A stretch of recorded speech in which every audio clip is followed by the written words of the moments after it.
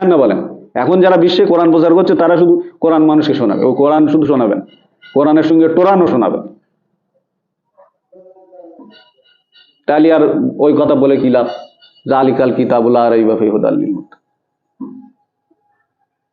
এটা নির্ভুল কিতাব, মুত্তাকিদের পথ নির্দেশনা দেবেন এই কিতাব থেকে। তা মুত্তাকিরা যদি এর থেকে পথ নির্দেশনা পায় আর আমি অন্য কিছু পড়ি, তাহলে সে মুত্তাকি হবে না অন্য কিছু হবে? আগে 2 নম্বর আয়াতটা শেষ করি, সূরা বাকারা। ওই আয়াত না মেনে আমি অন্য আয়াত মানতে যাচ্ছি, তা আমি কি আয়াত অস্বীকারী না? আগে এই কিতাবের প্রতি তোমার দৃঢ় বিশ্বাসী হতে হবে। ওই প্রথম আয়াতটা বিশ্বাস করে নিতে হবে, সূরা বাকারার 2 নম্বর আয়াত, যে এই কিতাবের মধ্যে কোনো সন্দেহ নেই, ভুল নেই, ত্রুটি নেই। যদি ওইটা বিশ্বাস না থাকে, যা পড়ছি সব অর্থহীন মনে হবে, সব অর্থহীন মনে হবে। তাহলে ওই আয়াতে বিশ্বাস থাকলেই বাকিগুলো নিতে সুবিধা হবে, যে আমার জন্য এই যে জান্নাত জাহান্নামের বর্ণনা আছে, এই জায়গায় আমি থাকবো। আর না তো ভয় আসবে না, আর ভয় না আসলে তুমি চলতেও পারবে না। দেখেন, আল্লাহর বার্তাবাহক এখানে কেস ফাইল করতেছে আমাদের নামে, সূরা ফুরকানের 30 নম্বর আয়াত। দেখো কি বলছো। তখন বলিছিল, এখন যদি যারা বার্তাবাহকের অনুসরণ করছে আপনারা যদি না মানেন, তা এখন ওই জায়গায় যদি আমাদের মকবুল স্যার থাকেন, তাহলে এই আয়াতটাই পড়ে শোনাবেন। কি বলবে দেখেন, বার্তাবাহক বলিবে, হে আমার রব, আমার জাতি তো এই কোরআনকে পরিত্যাগ করেছে। আমি কোরআন পড়ে শুনিয়েছি, মানতে বলেছি, ডেকেছি, কিন্তু তারা তাদের জীবনে পালন করেনি। তাহলে এই কোরআন শুনে বুঝে পড়ে যদি বাস্তবায়ন না হয়, সব বেকার, অর্থহীন।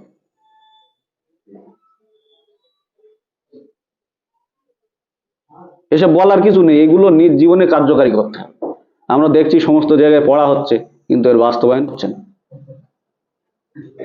তাহলে এই যে বিষয়টি, এটা কিয়ামতের দিন আল্লাহ এই কথাটি বলবেন না? আমরা ছোট থেকে জানি, বিশেষ করে আমরা যারা মাদ্রাসায় পড়াশুনো করেছি, মক্তবে পড়াশুনো করেছি, তারা তো এটা ভালো রকমই জানে। শেষ দিন যারা একেবারে ফেঁসে যাবে, আল্লাহ রাসূল এসে তাদেরকে সুপারিশ করে বার করে নিয়ে যাবে। তা রাসূল তো এখানে উল্টো কেস ফাইল করছে, সমস্ত নবী রাসূল, এখানে একজন ব্যক্তির নাম নেই। কি বলছে? যে আমার জাতি তো এই কোরআনকে পরিত্যাগ করেছে। বলেন তুমি কোথায় যাবে? আর তুমি সুপারিশ করা বলছো? সূরা বাকারায় আল্লাহ পাক বলছে যে তোমরা সেই দিনকে ভয় করো যেদিন কেউ কারো কোনো কাজে আসবে না, কারো সুপারিশ গ্রহণ করা হবে না। তাই এখন তুমি যদি বলো কারণ আরেকজন আছে, তাহলে ওই আয়াতটাকে তুমি অস্বীকার করলে না?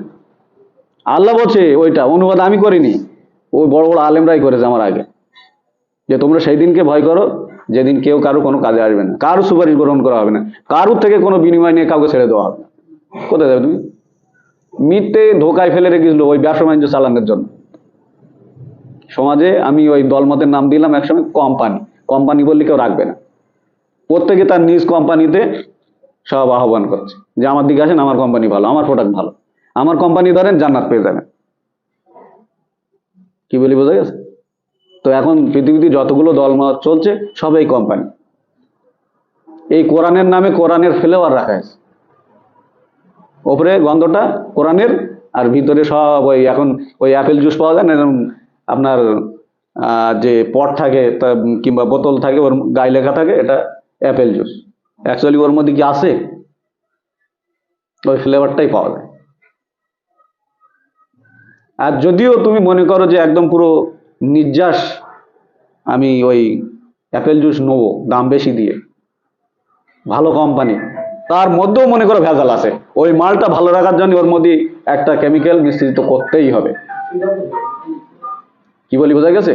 আর তুমি যদি মনে করো একেবারে বিশুদ্ধ জিনিস আমি পান করব, অ্যাপেল জুস, তাহলে বাজার থেকে কেনো, নিজে জুস বানাও, খাও, মনে করো ওইটাই গিয়েছে অরিজিনাল।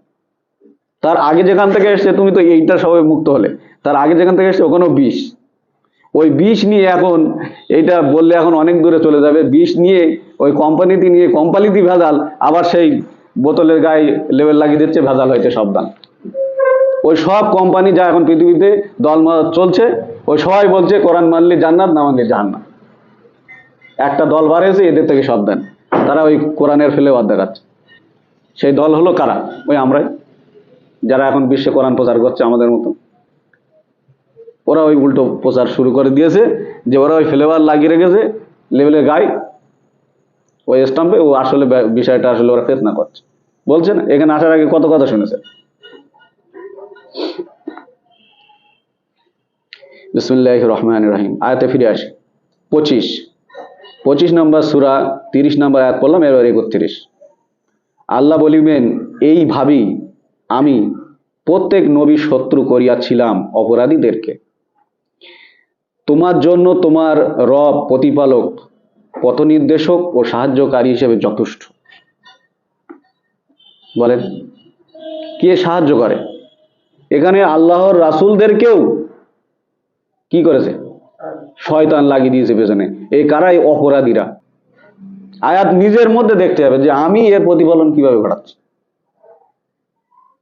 আমি যদি মিথ্যাবাদী হয়ে থাকি, তো এই কিতাবের মূল রুলস যেটা হলো, আল্লাহ মুমিন ছাড়া তো রাস্তা দেখায় না, আর বাকি যা শুনছে বেকার। এই আয়াত দ্বারাই প্রমাণিত হবে। কিছু দূর গেলে কোনো লাভ হবে না, কারণ মুমিন ছাড়া পথ দেখতে হবে। মুমিন মানে বিশ্বাসী, যারা বিশ্বাস করে আল্লাহর আয়াত, নিজ জীবনে বাস্তবায়ন করে, পালন করে, তাদেরকে বলে মুমিন। আল্লাহ রাসূলকে কি বলছেন? তোমার রব পথ নির্দেশক ও সাহায্যকারী হিসেবে যথেষ্ট। তাহলে আমাদেরকে পথ দেখাবেন কে? এই বিষয়টা আমাদের অন্তরে ফিট করবে। আমাদের প্রতিপালক, আমাদের রব, তিনি ছাড়া কেউ পথ দেখাতে পারে না। আমি বলছি, কিন্তু আমি তো আয়াত থেকে বলছি। তাহলে তুমি পথ যদি অনুসরণ করো, কার অনুসরণ করবে? আমার না আল্লাহ। এখানে তো আয়াত পড়ছি আমি, হয়তো তোমার মাতৃভাষায় পড়ছি বলে তুমি বুঝতে পারছো। এটা যদি আরবিতে পড়তাম, তোমার 14 গোষ্ঠীর ক্ষমতা ছিল না এটা উদ্ধার করা, কারণ আমাদের কারোর ভাষা এখানে আরবি না। আমি এইটার প্রতি দক্ষতা অর্জন করেছি আল্লাহর থেকে, আরবিতে না। আর তোমার মনে যেন কোনো গিল্টি না থাকে, ওই জন্য আমি একটা আয়াত এখানে পেশ করছি, যে এটা করার অনুমতি আল্লাহ দিয়েছেন কি না, এমনি হানিফ ভাই বলছেন। দেখেন,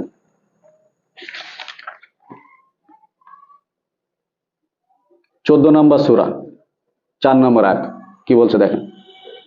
আমি প্রত্যেক রাসূলকেই তাহার স্বজাতির ভাষাভাষী করিয়া পাঠাইয়াছি, তাহাদের কাছে পরিষ্কারভাবে ব্যাখ্যা করিবার জন্য।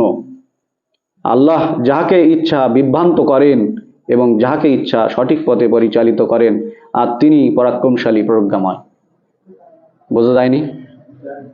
কি বুঝেছেন? এখানে আল্লাহ বলছে আমি প্রত্যেক রাসূল অর্থাৎ বার্তাবাহকদেরকে তার নিজের স্বজাতির ভাষাভাষী করিয়া পাঠাইয়াছে। তাহলে বাংলায় রাসূল এসেছিল? প্রত্যেক জাতির বলা হয়েছে, কিন্তু বলায়নি শুধু আরব জাতির। বিশ্ববাসী বোঝাচ্ছে না, প্রত্যেক জাতি, যেখানে যা জাতি আছে, আমাদের এখানে অনেকগুলো সম্প্রদায় আছে, ওই প্রত্যেক সম্প্রদায়ের মধ্যে আল্লাহ পাক বার্তাবাহক পাঠিয়েছেন তার স্বজাতির ভাষাভাষী করিয়া। বোঝা গিয়েছে? এটা শোনার পরে তো বিশ্বে একবারে তোলপাড় হলো কিছুদিন যাবত, যে বলে কি যে বাংলা ভাষায় রাসূল পাঠিয়েছেন আল্লাহ। এখানে দেখো তুমি এই আয়াতের অর্থ কি হয়। প্রত্যেক জাতির তার স্বজাতির ভাষাভাষী করিয়া আমি বার্তাবাহক পাঠিয়েছি, তাদের কাছে পরিষ্কারভাবে ব্যাখ্যা করিবার জন্য। এখন যদি আমি আরবিতে বা ইংলিশ, যা আমার ভাষা না, আমি তোমাদেরকে বলি, তুমি বুঝবে না আমি বুঝবো। আমি অনেকগুলো ভাষা জানি, কিন্তু আমার বোধগম্য হয়তো বাংলায়। আমি ইংলিশে তো বাংলায় আপডেট হয় ভিতরে। তাহলে এখানে কোনো গিল্টি নেই তো? যদি তাই না হয়, আমি একটু দুটো কথা বলবো। তাহলে সালামুন মোহাম্মদ, আল সালামুন মোহাম্মদ, তিনি ভাষী, ঠিক আছে? এখন তিনি কি সমস্ত জাতির ভাষায় গিয়ে কথা বলতে পারতেন? সেটা সম্ভব? পৃথিবীতে হাজার হাজার ভাষা আছে, আর সেই ভাষাগুলো শিখতে শিখতে তার প্রচার করা তো তার জীবনই শেষ হয়ে যেত। হ্যাঁ কি না স্যার? ঠিক বলছি তো? তার ভাষা শিখতে শিখতে তার জীবনই শেষ হয়ে যেত, তাহলে সে প্রচার করবে কখন? ওই জন্য আল্লাহ পাক এখানে পরিষ্কারভাবে বলে দিলেন যে প্রত্যেক জাতির তার নিজ জাতির ভাষাভাষী করিয়া পাঠিয়েছে, তাদের ভাষায় গিয়ে যেন সে পরিষ্কারভাবে আমার আয়াতগুলি সে পড়ে বলে দিতে পারে।